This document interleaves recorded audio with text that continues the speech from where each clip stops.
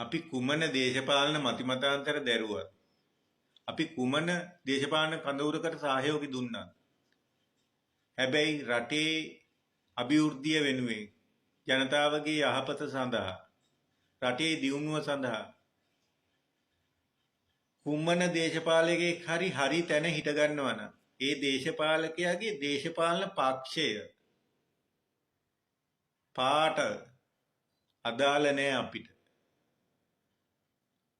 ඒ දේශපාලකයා කවුද කියන එකත් අදාළ නැහැ. ජනතාව වෙනුවෙන් හිට ගන්න දේශපාලකයෝ වෙනුවෙන් ප්‍රසාදයෙන් කතා කරන්න, අගය කිරීමක් එකතු කරන්න අපි කිසි විටක පැකිලෙන්නේ නැහැ. අපි දෙපාරක් හිතන්නෙත් නැහැ. එහෙම දේශපාලකයෙක් ගැන තමයි අද මම කතා කරන්නේ. ඒ වෙන කවුරුවත් නෙවෙයි. පාර්ලිමේන්තුවට පළවෙනි පාරට ආවේ. ඒ ආපු മന്ത്രിතුමා කළුතර දිස්ත්‍රික්කෙන් ආවේ. මතුගම ආසන සංවිධායක ජගත් විතානගේ മന്ത്രിතුමා. ජගත් විතාන മന്ത്രിතුමා පාර්ලිමේන්තුවට ආවේ මෙවර. ඇවිල්ලා මෙවර අයවැය කතාබහේදී ප්‍රවාහනය ගැන දීර්ඝ විස්තරයක් කතා කරා. අයවැය විවාදයට එක්ුණේ විපක්ෂයෙන් එක් පෙළ යහපත් ප්‍රවාහන සේවය ගොඩගන්නේ කොහොමද කියලා කතාබහක් ඉදිරිපත් කරා. ඒ කතාබහ ඉදිරිපත් කිරීමේදී ප්‍රවාහනය ගොඩගන්නේ කොහොමද? දීර්ඝකාලීන යහපත් ප්‍රවාහනය හැඩගස්සන්නේ කොහොමද? ජනතාවට යහපත් ප්‍රවාහනයක් දායාද කරන්නේ කොහොමද? ඒ වගේම ප්‍රවාහන ශාස්ත්‍රය නඩත්තු කරන්නේ කොහොමද කියලා යහපත් ප්‍රවාහන ශාස්ත්‍රය ගැන යහපත් කතාබහක් යෙදුණා. ඒ කතාබහ අපි අගය කරන්න තමයි අද ඉදිරිපත් වුණේ. ඊට අමතරව වටිනාම කතාව තමයි මේ മന്ത്രിතුමා කතාව අවසාන හරියේදී ප්‍රවාහන ශාස්ත්‍රයේ අභිවෘද්ධිය සඳහා අපිටත් වැඩක් කළ හැකි, අපිට කරන්න පුළුවන්, අපිට දෙන්න පුළුවන් සහයෝගය දෙන්න අපිටත් වටපිටාවක් හදන්නේ කිව්වා. ඇත්තටම පිළිගන්න ඕන දෙයක් තියෙනවනේ. ප්‍රවාහන ශාස්ත්‍රයේ ඒ മന്ത്രിතුමා ව්‍යාපාරිකයෙක් වශයෙන් ප්‍රවාහන ශාස්ත්‍රයේ යම්කිසි කොටසක් ඒ മന്ത്രിතුමාගේ අතේ තියෙනවා. රටේ ප්‍රවාහන පද්ධතියේ යම්කිසි කොටසක් ඒ മന്ത്രിතුමාගේ අතේ තියෙනවා.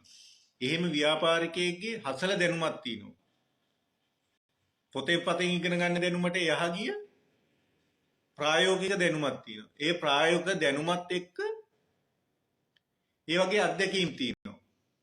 ඒ අත්දැකීම් එක්ක රාජ්‍ය ප්‍රවාහන සේවය ගොඩගන්නේ කොහොමද කියලා අපි කවුරුත් ඒ മന്ത്രിතුමාට යම්කිසි හැකියාවක් තියෙනවා කියලා පිළිගන්න ඕනේ. ඒක දේශපාලනේ අදාළ නැහැ, පක්ෂ අදාළ නැහැ. පක්ෂපාත තොර ජනතාව වෙනුවෙන් ඕනම පුද්ගලයෙක් ඉදිරිපත් වෙනවා නම් ඒ ඉදිරිපත් වීමට අපි අගයක් දෙන්න ඕනේ. ඒ අගය කිරීම තමයි මේ. ඒ වගේම ඒ අගය කිරීම තවත් වටිනාකමක් වෙන්නේ අද පාර්ලිමේන්තුවේදී විමල් රත්නායක සභානායකතුමා ඒ ඉඩක් දෙන්නේ කියපු മന്ത്രിතුමාගේ ඉල්ලීමට ඇහුම්කන් දීලා අධීක්ෂණ മന്ത്രിවරයෙක් වශයෙන් පත් කළා දිනවා.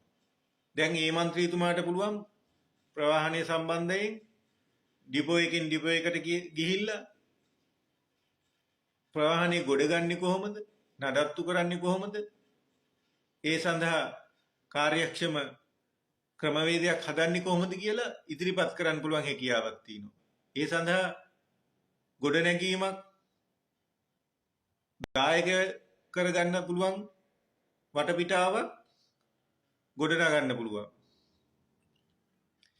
ඉතින් වැඩියෙන්ම මේ පිළිබඳ ප්‍රසාදය පළ කරන්නේ රජයටත් ප්‍රසාදය පළ කරන කමම්ම වැඩියෙන්ම මේ අවස්ථාවේ අපි ප්‍රසාදය පළ කරන්නේ විපක්ෂීය മന്ത്രി කෙනෙක් වෙලා එහෙම වැඩක් කරන්න අපිටත් තැනක් දෙන්නේ කියලා ඉල්ලීමක් කළා යහපත් ප්‍රවාහන සේවයක් සම්බන්ධව වටපිටාවක්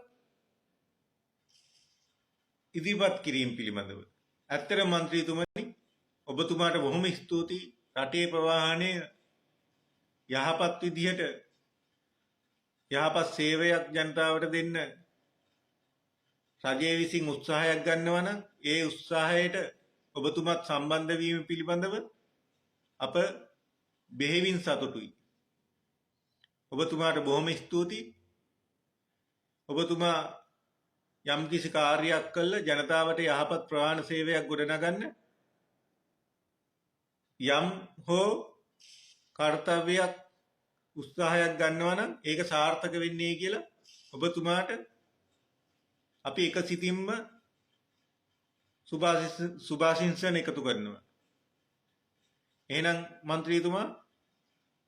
മന്ത്രിතුමාට ওই කාර්යය කරගන්න අපිනුත් යම් කිසි හෝ මාධ්‍යයෙන් දැනුවත් කිරීමෙන් හෝ සහයෝගයක් ලැබුණයි කියලා හිතනවා. ඒ වගේම මේ වීඩියෝ එක බලන හැමෝටම මොනවා හරි ඒ සම්බන්ධව තියෙනවනම් ඒ සම්බන්ධව ප්‍රවාහනය සම්බන්ධව මොකක් හරි ඉදිරිපත් කිරීමක් තියෙනවනම් කමෙන්ට් එකකින් අපව දැනුවත් කරන්න. එහෙනම් හැමෝටම සුබ දවසක්.